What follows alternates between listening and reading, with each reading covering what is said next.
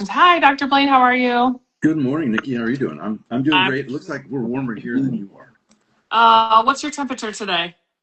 I think we're in the 60s, so it's Oh, so that's like the must be. perfect weather for me. It is super cold. We're in the 20s today and have like 8 inches of snow out there. So yeah, people are already throwing questions at us, so that's really exciting. So we're going to talk about a few certain topics that tend to be pretty common for backyard chicken keepers who have a winter. So we'll start with that. And then if you have questions on the topic we're talking about, throw it in the comments. And then, of course, we'll take questions at the end too. But we do want to stay on topic with winter maintenance for our chicken. So good morning. Hi from Texas. Yeah, tell us where you guys are coming from. Canada, -16 in Ontario. That sounds really cold. Yeah. Yeah, very cold. Okay. Okay, so I think the biggest chicken question for people who get cold in the winter is should they heat the coop or not heat the coop? So tell us your thoughts while I drink my coffee. Yeah, sure. So if you follow the group page on Facebook, you probably have heard me battle this between the no heat never crowd versus those who do heat. And we talk about the thermal nutrisome of chickens, right? Being around 60 to 75 degrees. That's a big variance, right? Now that the reason it varies is we've got chickens that are young, some that are maybe not healthy, some that are poorly feathered. You mentioned you've got the naked necks, right? So they inherently they don't have feathers on their neck, so they're going to be more vulnerable to cold weather. So while I mentioned, you have to heat at 50 degrees, that's sort of a generality, right? We got to kind of use some understanding of how our birds are acting in cold or whatnot. And so you need to know that at that level, there is a point where chickens start to divert more energy towards just staying warm versus, maintaining metabolic heat and production. And so even their immune system, right? So it takes energy to keep that bird warm. If she's hot, they're hot, 104, 105 Fahrenheit. And so obviously that takes a lot of energy.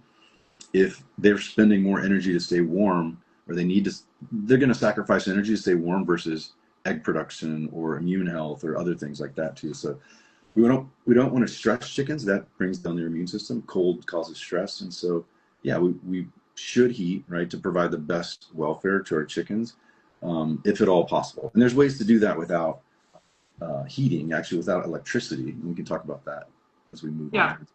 So there's so many like chicken keeper pages out there I see where they're like, your chickens absolutely don't need heat. They're gonna be fine. Quit panicking.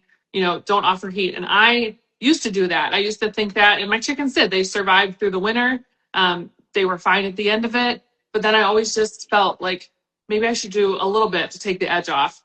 So what is your suggestion? Are you, thinking people need to do, heat it so it's 70 degrees like their house? Or, what would you say for an average person who's dealing with, below freezing temperatures? Sure, sure. And you bring up a good point too about survive, right? So just because the chicken is surviving and making it through the winter doesn't mean it's thriving. So we've talked about all that stress and the impact it can have on the immune system is a great example. Once that bird comes back into the spring and things start warming back up, it's in a depressed state, right? It's immune system from that standpoint. That stress has caused a reduction in antibodies and other things that we can actually measure. The studies have measured that stress causes. So um, what we don't want to keep the coop nice and toasty warm, right? We're just trying to increase the temperature enough, and maybe not even increase the temperature of the coop itself, but the temperature of what the bird feels. And we can do that through radiant heat and some other things that we'll talk about later. But I use, this is good when I brought it in, my little temp gun. These are relatively cheap. You can pick them up at Harvest Freight or Amazon or wherever.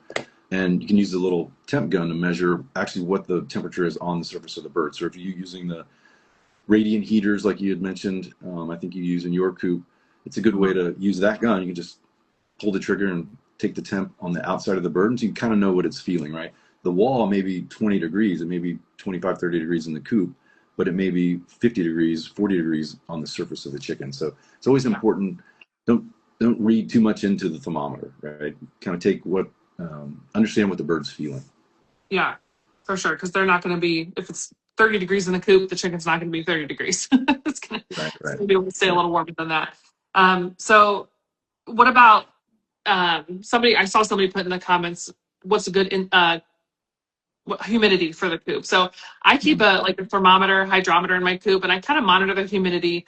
But I'll tell you what I think. I always tell people, like, I like my humidity in my coop to be like 50, 60%, but there's only so much you can do to bring that humidity down, especially when the outside humidity is playing a factor. You know, the chickens are living outside, so you've got the outside air coming in and out of the coop. You know, I do things to keep the humidity down because I don't want my chickens to get frostbite on their combs and stuff. So I don't keep the water in the coop. You know, I don't like to have a lot of droppings accumulate in my coop. So I, have fresh bedding, and I don't use the deep litter method. Maybe you'll have different thoughts on that because I know you and I have not talked about whether or not you like deep litter. So we can talk about that. But I do what I can to bring it down, but I don't really pay too much attention to that number because it is only so much you can do when they're outside. So tell me what you think about that. Totally. So, and one of the reasons that I mentioned the weather map that I looked up earlier, there's a front coming through the U.S. And so up in the upper Midwest, Great Lakes region, it's very, very cold right now, right? And there's at this line in the front, the humidity above that is 80, 90, 100% in places. And below that, it's around 50% humidity. Cold air, so I had to put the physics hat on for this episode and go back and do some research, but cold air doesn't carry very much moisture. So it doesn't take a lot to make the humidity look really high. So your wet bulb temperature, your relative humidity in cold weather will usually be very high. So in that 80, 90% range, right? If you warm that air up by 20 degrees, which probably won't happen in the coop, but just to give you a perspective, for every 20 degrees you warm the air, you double its water holding capacity. So we can use that as we, filter in fresh air, which many backyard coops, right? They're not built like this solid airtight bubble. They've got cracks and crevices in the eaves and nooks. There's plenty of what we call passive ventilation. So, I do read of people that have fans and actively ventilating in the wintertime, which I wouldn't suggest, because unless they're have built this amazing coop that's super airtight, most backyard coops would have enough passive ventilation to exhaust that the air inside the coop. And when it warms up in there by just a few degrees, we're going to increase its ability to hold that moisture. When it exhausts out, it's pulling that moisture out. So, if we could, in theory, maintain the appropriate moisture, 60% is pretty much the number. That if we can hold 60% moisture inside the coop, that really promotes good litter moisture. So we're talking about bedding here. So at that level of humidity, we get enough humidity coming off the litter that it stays relatively dry. And things like coccidia need that a little bit of moisture in the litter to cycle. And we want some exposure to coccidia. It's not a parasite that, and that's a whole nother episode, but we don't want to completely get rid of it, right? It needs to kind of stay in the environment so those birds can continue to be immune to it or build immunity. Yeah. We had a question here from the Good Grumble Farm. They said, I heat my coop. My coop is currently 57 degrees, and I have a covered run, clear tarps, so they stay dry when they go outside. Will the birds get shocked when it's 20 degrees outside? Is that safe? So if they're going from 57, nice and toasty in the coop, and then moving out to 20, is that a problem for the chickens? I think most chickens self-regulate, right? If it's super cold and windy outside, they'll probably, stay inside. And if chickens want to go out and it's 20 degrees, hopefully they don't stay out there the whole time. If it's the winds blowing or howling, obviously they'll lose heat faster. And we can talk about that too, the effect of drafts. But I think for the most part, chickens are going to self-regulate. If it's too cold for them, they'll find a place where either they're out of the wind or maybe the sun's out too, right? The sun can provide radiant warmth that can keep them warm too. So it really depends. There's a lot of variables when it comes to heating chickens and how they feel out in the open. Yeah. So just keep an eye on them, make sure that they've got a way to stay warm if they need to. Exactly. Don't tend to heat my coop that warm. I usually just try to keep it above freezing. I'm not using heat lamps. I'm just using radiant heaters in my coop, and it takes the edge off a little bit, I think, at night. But then during the day, it's not as warm. And people will say they're going to go into shock.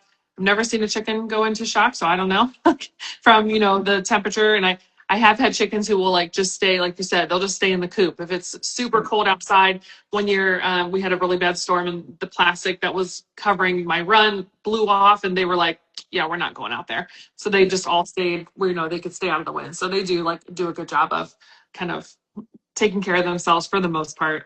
Yeah, for the most part, right? There's always, you got to take that too with everything that we say. There's always going to be an outlier, right? So Yeah.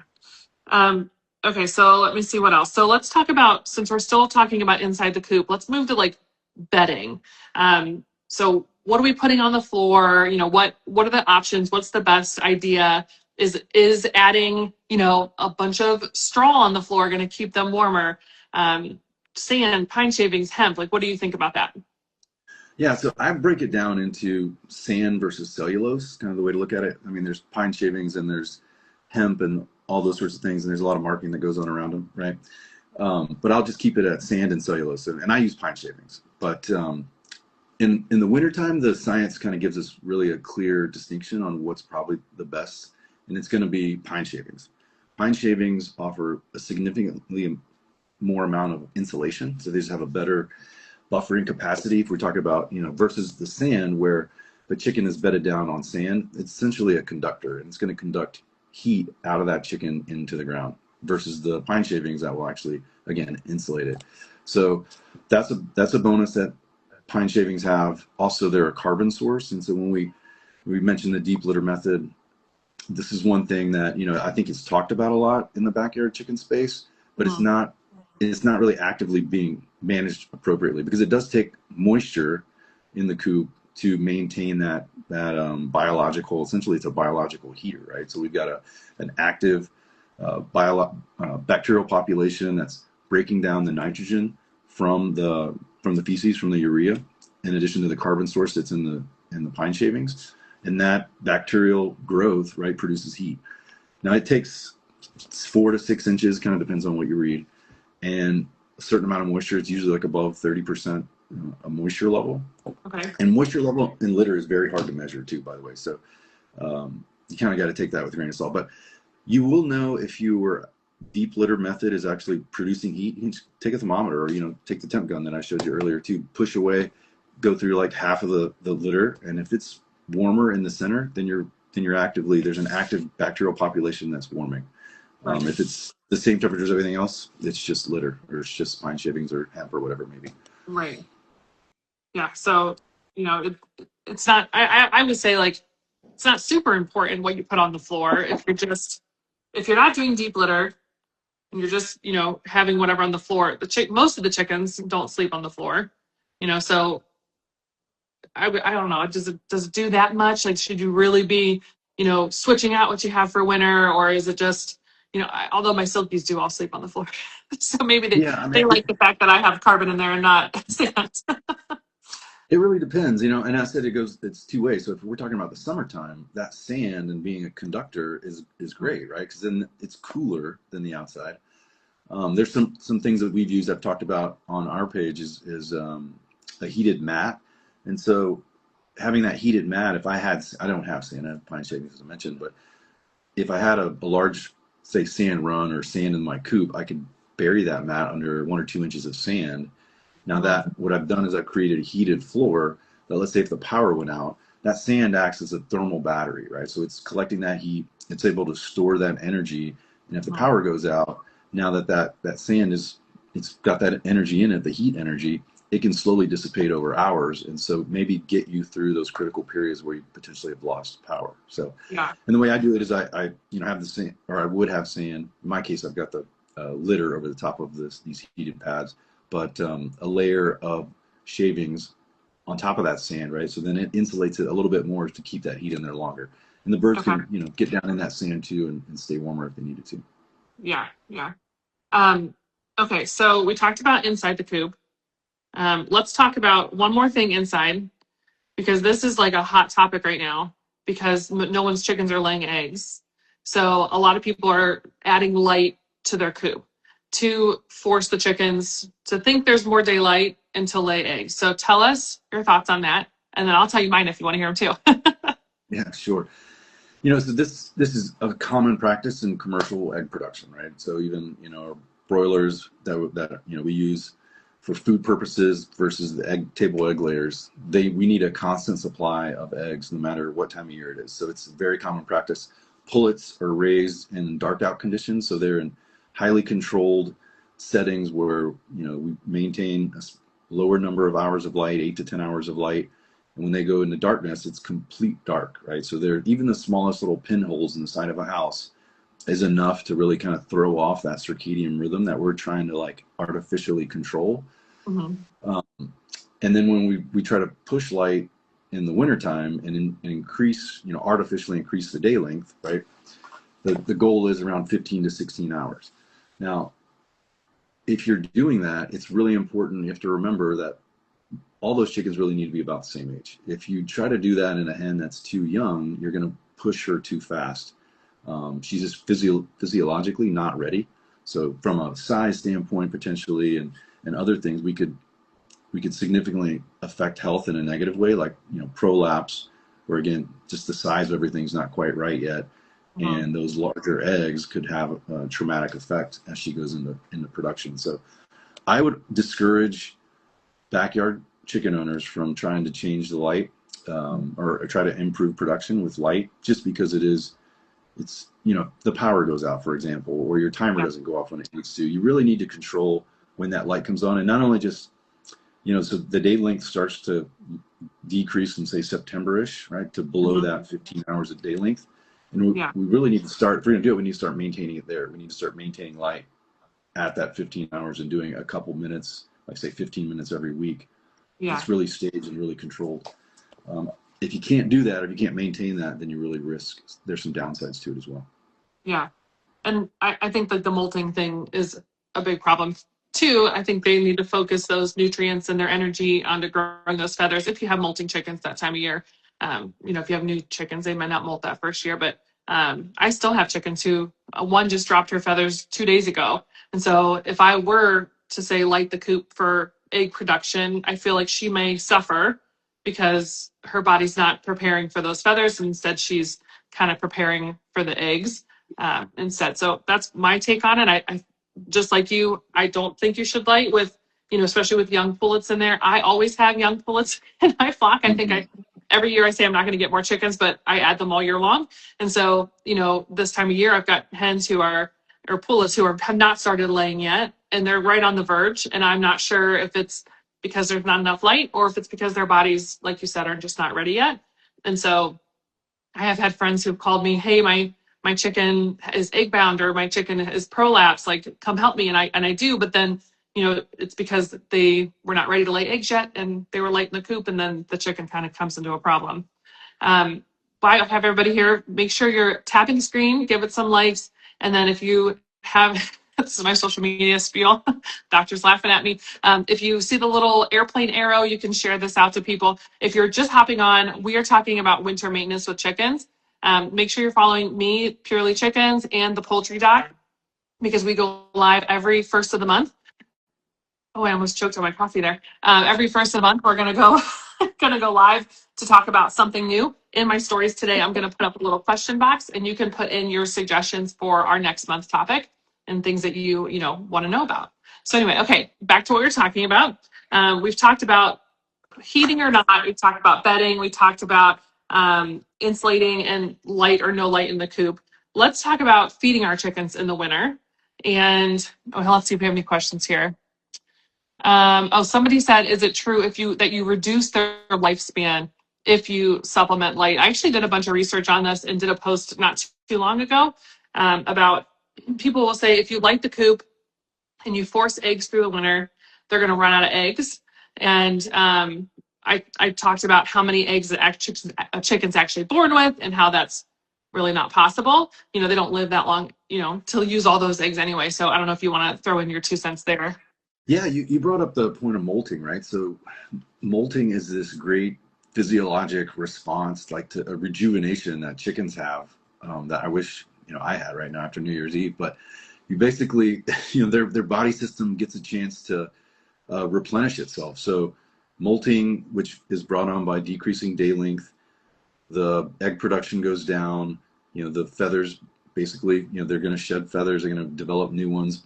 And you see that on the outside, physically, you can say, oh, she's growing new feathers, he's growing new feathers. But on the inside, there's a lot going on too, right? The ovaries regress. They lose like 60% of their mass actually, and the oviduct has a chance, it regresses as well. And then as they come back into lay, when the sun starts to come back up, all those cells start to regenerate, and you basically get kind of a, you know, a rebirth of the reproductive system. And again, we can look at this commercially, and I bring these up because it's a really good way, and we can use the data when you can look at 100,000 birds that have gone through a molt, and see that how they can return back to their egg production at like 85% of where they were at before. Let's say they were at, say, 50%.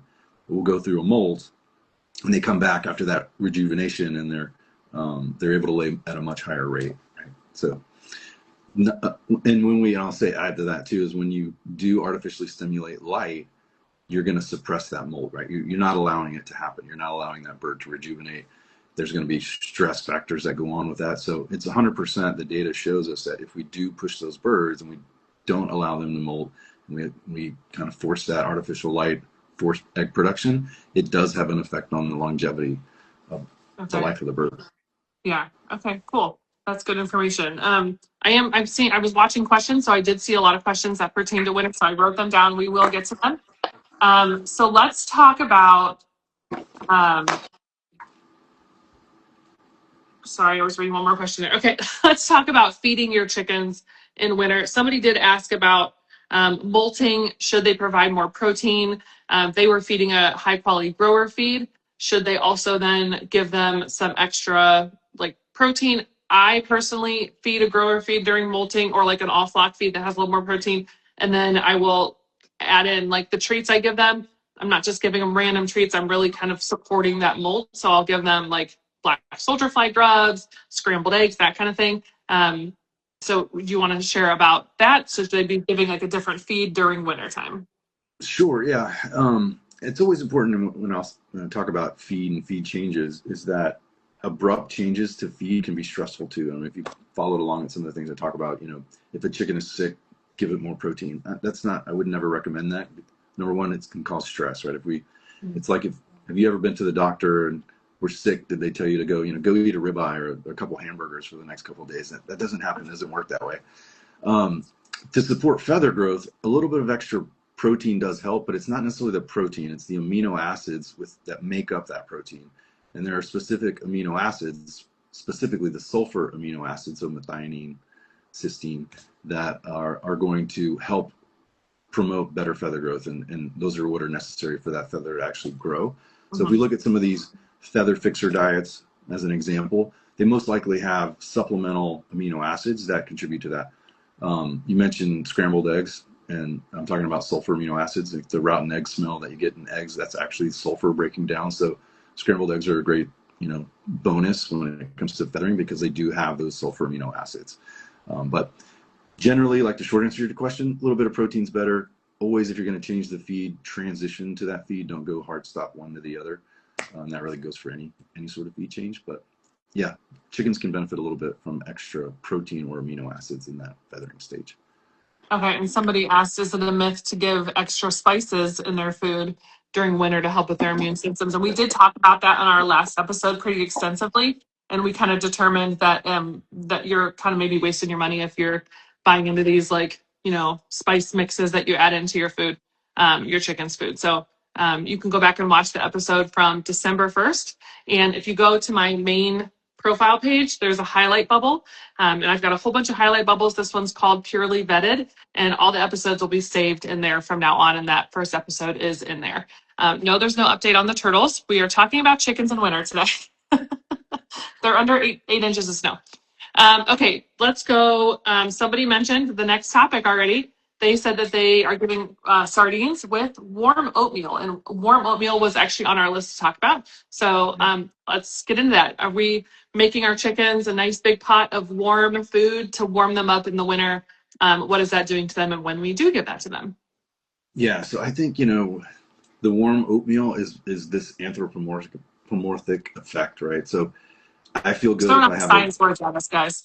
Yeah, I know, the big words, right? And so I had to go. This is where I really had to put the physics hat on and dig into this. But you know, we feel good with a bowl of warm oatmeal in the wintertime. That doesn't necessarily provide a lot of heat, right? So if we look at the science, what the data shows, one, when you take oatmeal and you actually make it into oatmeal, so you cook it, and it's mostly water. It's probably like 90% water versus the 10% grain. That 10-gram serving, if we call it 10 grams, and an average chicken eats about 100 grams a day, just kind of a round number. So if we get 10 grams, would be a tenth of the diet. And if it was 120 degrees, that 120 degree Fahrenheit, 10 grams of oatmeal would provide about 30 seconds of heat energy that chicken required. On the other hand, the amount of energy that's stored actually in the oatmeal is about 30 minutes. Sort of the grain, like the carbohydrate that's in that oatmeal, is about 30 minutes of energy. So it's a drop in the ocean, really, that warmth that's provided by the oatmeal. There's a little bit of science that says we can improve feed consumption. So we can actually it's warm, the chicken senses that it's warm, and that will draw them to eat more. So we can entice them to eat more, which is a good thing, because in the wintertime, it's calories, right? There's calories that take that bird or provide the energy for that bird to kind of make it through the winter. So there's a little bit of truth to it, but it's not warming the bird on its own. Okay.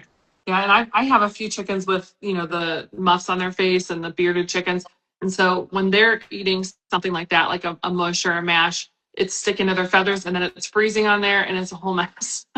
Especially for my crossbreed chicken who's not good at picking it up. I mean, she just she gets caked and stuff like that. So I always stay away from it anyway, but it's good to know that, it's more in our head, like giving them warm oatmeal is warming them up. But then maybe it's also taking away from their nutrient balance in their balanced chicken feed, which has all the vitamins and everything that they need. What about adding in corn before bedtime? You see that a lot. I give my chickens corn or scratch grain right before bed because it warms up their body. And I've seen little pictures of chickens turned into furnaces where it heats them internally and then they stay warm all night long. So what are your thoughts on that? Yeah, so corn, I mean, basically it takes calories to make heat, right? It doesn't matter kind of where the calories come from. And corn isn't necessarily a really caloric dense diet, right? So we use it as scratch and chickens eat it and they like it. But the idea of providing extra corn to get them through a cold night just really doesn't hold up. One is because I mentioned it's not that dense. If we really want to give them something that provides energy, which is calories, it's something that's going to be a grain or a seed grain specifically that's really high oil content. Think of soybeans or dehusked sunflower seeds, right? Something that's got a lot of oil in it that has a really high caloric content energy. So those make more sense than corn alone. But again, you have to take into account that that's potentially going to dilute the diet that they already have, right? So right. So I want to encourage people. The backyard chicken keeping space has been, this has been a thing for a long time. And a lot of times you end up with somebody posts something about, warm oatmeal is going to keep your chickens warm or, and then it just kind of snowballs. Social media lets it do that. Everybody starts making their chickens oatmeal to warm them up. And then everybody just accepts it as a truth. So what I do on my page, and I know the Poultry Doc does on his, is really trying to get to the background science of it to see, is that really worth your time? Is it really worth your money? Is it doing anything for your chickens, or is it having a negative effect on your chickens? And a lot of these things this is kind of why we started this. A lot of those things that we see out there that are viral, chicken keeping hacks or whatever, actually don't help your chickens or harm your chickens even. So that's what we're doing here on Purely Vetted. So make sure you're joining us every first of the month. We're not done yet. We still have some more winter questions to get to. But just wanted to bring that up. There's just a plethora of misinformation out there with every topic in the world, right? But since we're backyard chicken keepers, this is what we're talking about. Okay, so we talked about corn. We talked about oatmeal, warming our chickens up with that. Let me see if there's any questions. Someone said, I'm giving mine bugs and scratch mix before bed. Should I not do that? Somebody else is saying, should I give them electrolytes during extreme cold weather? Well, we'll go start with the bugs. I'm thinking mealworms or whatever it may be, even the scratch before bedtime. Not a bad thing, right? Again, when it comes to these treats and whatever it may be, we just want to make sure that they're a pretty small percentage of the diet. I think 10% is used as a number. To me, that's really high. It probably should be less than 5. Because whatever you add to their diet, you're taking away from that balanced ration that they have, right? Mm-hmm. Mealworms are great. We talked about energy dense. I want to say they're 50% fat, which actually, if we're looking at an energy source during the wintertime, high fat actually provides the most energy dense diet. But again, you got to take into account we don't want to dilute what they have. But if you wanted to pick a treat in the wintertime, the mealworms provide that really energy dense diet. What was the other one? You mentioned this. There Electrolytes. was a second. Oh, electrolytes. Mhm. Electrolytes are really a summertime thing, right? So electrolytes help with heat, the ability of the chicken to to handle the heat, right, and improve eggshell quality during the wintertime, because when they're panting, they're blowing off CO2. There's a whole like physiologic cascade we could get into all kinds of crazy science about, but not in the wintertime. Electrolytes really are not going to help any during the wintertime. Okay. So another question here, Sissy is asking, when it's going to be very cold, I put VetRX under their wings, their back, and on their wattles. I feel like it's going to maybe protect them. What are your guys' thoughts on that? So I'm not sure, are you protecting them from illness, or if you're trying to protect them from frostbite, I'm not sure what we're trying to protect from, but I think last time we talked about the doctor's thoughts on VetRX, which is really just like a balm that has some stuff in it that kind of acts like a Vicks vapor rub. So you put Vicks vapor rub on your kid when they're not feeling well, but it's not going to do anything to fight the virus or the bacteria, whatever's going on. So we talked about that last time. But is there any? I saw somebody else ask a question too about immune systems in the wintertime. Is there anything extra they should be doing to help their immune systems? And then somebody else asked, like, if my chicken is sneezing, this is way in the beginning, if my chicken is sneezing, when should I be worried about that? Is it turning into something, else? Yeah. Well, it's a great segue to the VetRX. We've got an episode coming up on the Poultry Doc. We're going to do an unboxing with some original VetRX, but it wouldn't surprise me if it's on the label that it says it could, cure heat or cold stress, because everything else is on that label. But kind of diverged. But there are, definitely things you can do in the wintertime to improve health, and that's reduce stress, right? So if we take the stress off the bird, we're going to improve its immune system and its ability to fight off disease. So the more comfortable we can keep that your backyard flock, the better it's going to handle the wintertime and those winter stresses and sicknesses. And then in regards to the sneezing, it's, again, there's so many variables there. How old are they? How long has it been going on? Are they showing signs? So I hate to give like just, medical advice without really not knowing exactly what's going on, but definitely something to be aware about. And close to always listen for sneezing is one thing. We call it a snick in a chicken. But if you hear like a wet noise with that, that's a sign that it's potentially getting worse. It's usually like a mucus in the trachea that is starting to build up. And then again, if you see any activity suppression, that's obviously another big sign. And another one to do, and I don't know if we talked about it in the past, but is keeping a good weight of your flock. So you should know, not every day, not every week probably, but it's important to know what individual weights are, because chickens are prey animals and they don't show signs of sickness until it's almost too late. And so weight can actually be a really good indicator of the status of individuals within the flock. And so if you see a declining weight, that's definitely a kind of a red flag. Even maybe weight plateauing is another one that we should probably be on the lookout to see if there's not something going on and be able to monitor more closely. The person said they're only sneezing when they're eating or foraging, no other signs. Yeah, I tend not to worry too much about a sneeze here and there. I think a lot of times they're clearing out nostrils, or they're eating feed too fast, and got to kind of clear things out. Just like we sneeze every once in a while, and it's not too big of a deal. But like the poultry doc said, if you're hearing more congestion type stuff, if you're seeing like bubbly eyes in your chickens, or you're seeing chickens sitting around who are closing their eyes more often, or having gasping breathing, there's all sorts of other signs to watch out for. A sneeze here and there, I would say, is probably not anything to be too concerned with, but something to keep an eye out for.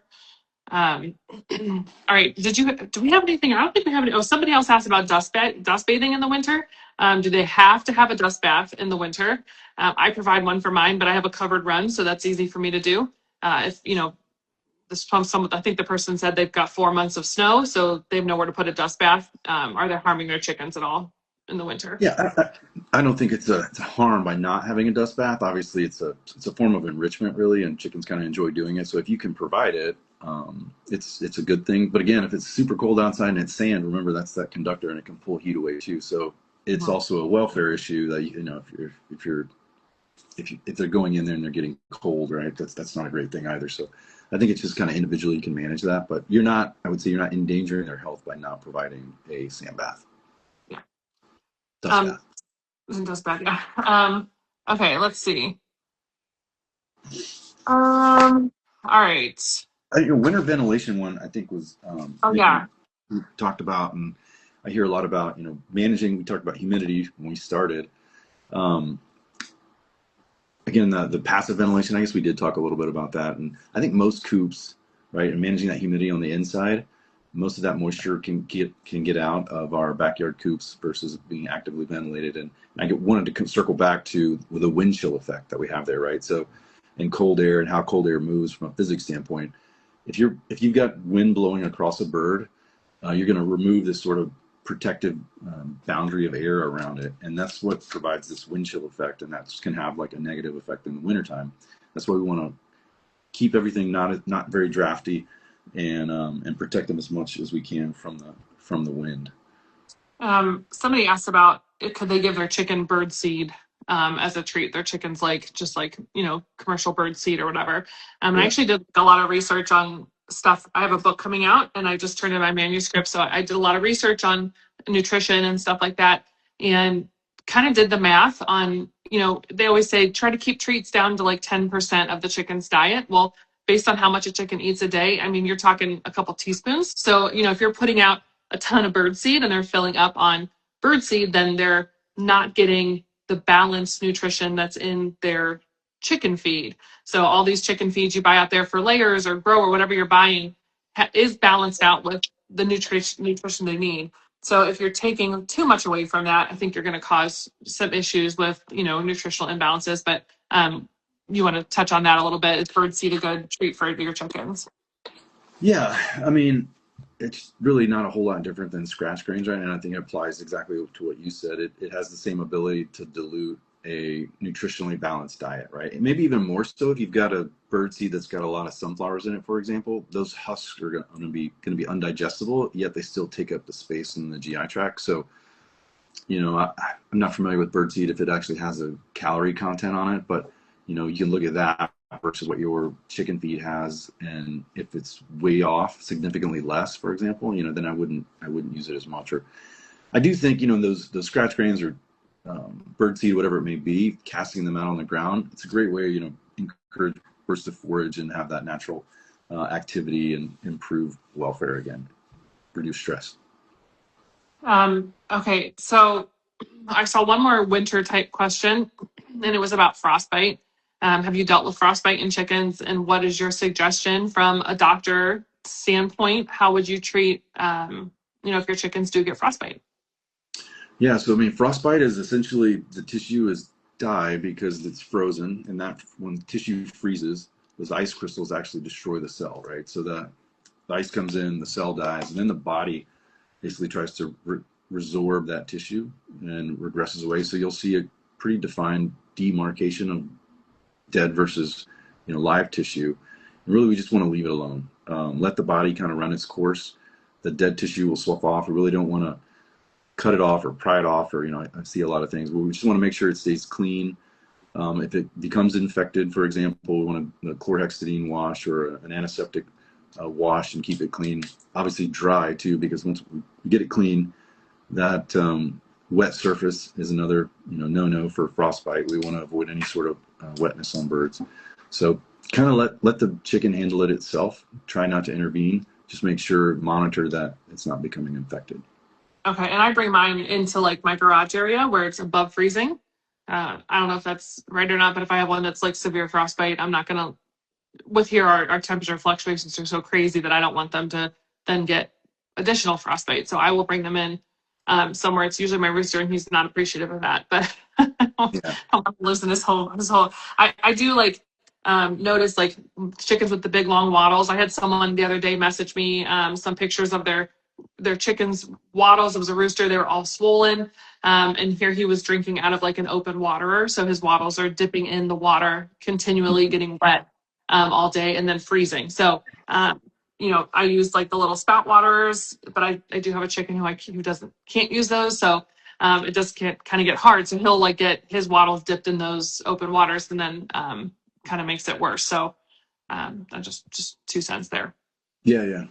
I mean, for sure, the water obviously increases the susceptibility to frostbite. Bringing a frostbitten chicken inside, right, will help reduce stress, and they'll heal faster. So that's always a good option. And then somebody, I've seen this question a few times since the last one. I think we'll take because we're getting to our 45-minute mark here. How about black seed? They're talking about black oil sunflower seeds for molting in the winter. Is that helpful? And I know you said not to do the husk one because the husk isn't really digestible. Yeah, I mean, I don't know specifically about this particular sunflower, but again, it goes back to just generally speaking, that sunflower, I would say probably almost 50% of it is undigestible, if we factor in the husk, right? So just look at it from that standpoint. If you looked at just the kernel inside, it's extremely energy dense. We make sunflower oil. There's a lot of oil, a lot of fat, which has a lot of calories. So those are good. But we just have to balance it out with what's the whole diet and how is it offsetting our commercially balanced diets. Okay, so before we hop off here, you guys know where to follow me. I'm Purely Chickens on all the platforms. And you can, I answer my DMs here mostly on Instagram. That's where I'm most active, communicating that way. But the Poultry Doc, let's talk about where people can find you, where they can post and ask questions, and how it would be most beneficial for them to connect with you.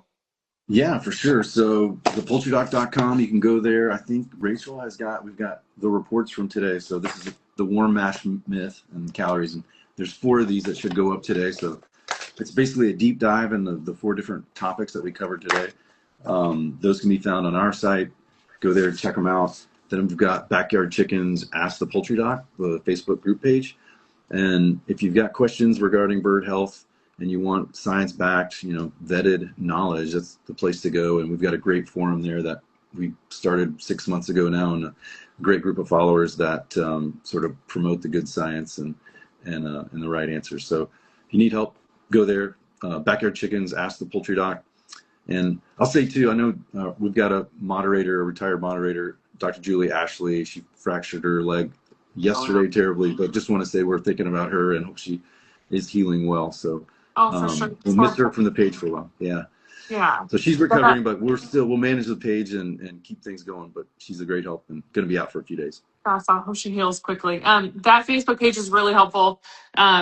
All great information on there. Also, if you go to his website, thepoultrydoc.com, you can join to be a founding feather. And I talked about this the other day where, you're paying a fee, but you're getting tons of stuff, access to the Poultry Doc. And you want to explain a little bit about that because I paid for it, but you know more details than I do.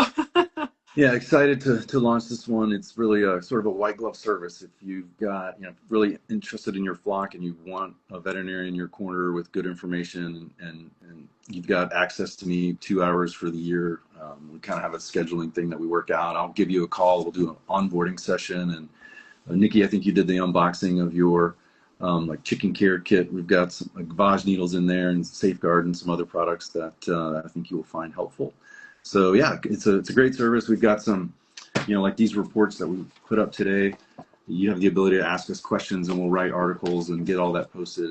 And yeah, we're excited to launch that and talk about it. And it's taken off really well. So I'm excited. Thank you all, those that have joined up and supported us. Yeah, it's a really neat service because there are vets around me who will see chickens, but they're not as knowledgeable as you are, just to give you, toot your horn a little bit. And I've interviewed lots of, poultry veterinarians, and there's even other online services and asked me to partner, and I've talked with them and I was like, okay, I wasn't super impressed, and not to, whatever, there's information out there. There's a lot of people who are super experienced, and you are very experienced with poultry. So it is really nice to have a service that if you do have a chicken who, ends up being your favorite, like I have, and you want to reach out to a poultry vet, then you have that option, especially since there's not a lot of them in most people's areas. So it is really cool service. I'm super excited that you're doing this. And just wanted to give you a little shout out there so people can know where to find that information.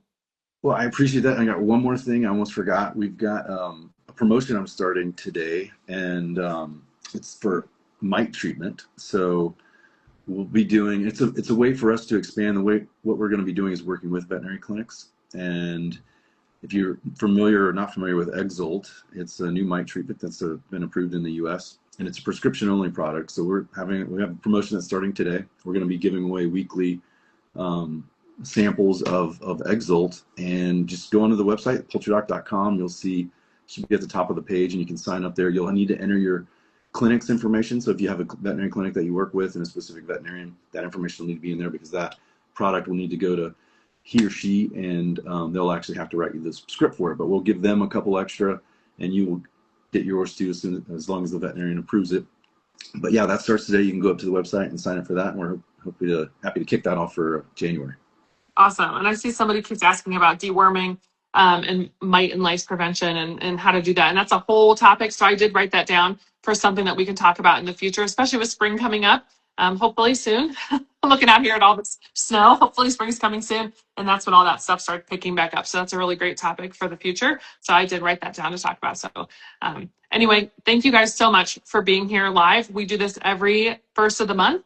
So hopefully you guys will catch us on the next one, and we'll, update you on what the new topic is going to be. And go check out my stories today, because I'm going to put a lot of information that we talked about today, where to find the Poultry Doc's info for today, how to find his website, and I'll put in there a question box where you can suggest future topics. So, all right, I hope you guys have a wonderful new year. Happy New Year, and Happy New Year to you, Poultry Doc. Yeah, Happy New Year to you. Everyone else too. Good to see you. All right, Thanks for guys. joining. Yeah, thanks. Have a good one.